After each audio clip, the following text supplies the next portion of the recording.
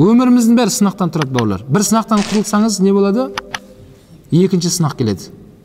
Ол сынақтан әрең құтылсаңыз, үшінші сынақ келеді. Одан құтылсаңыз, төртінші сынақ келеді. Осылай өміріңнің соңына шейін сынақ таусылмайды. Абу-Лайс Самарқанди деген ғалым кітабында айтады, 40 тәуліктің ішінде саған бір сынақ келмесе, Алланың алдында сенде ешқандай қайыр жоқ дейді. Яғни 40 сутканың ішінде сен ауырған жоқсың. Не машинең баллон жарылмады. Не үйде әйеліңмен ұрыспадың. Не бастығыңмен сөзге келіп қалмадың. Яғни бәрі нормально кетіп жатыр. Бәрі орнымен қалыпты кетіп жатыр. 40 тәулікке осылай жалғасса не дейді? Біл, сен Алланың алдында ешқандай бір қайыр болып жатқан жоқсың дейді. Демек, бір нәрсе бар сенде. Сахабалар оларға сынақ келмеген кезде уайымдап кетеді екен. Алла мені ескерусіз қалдырып қойды ма деп.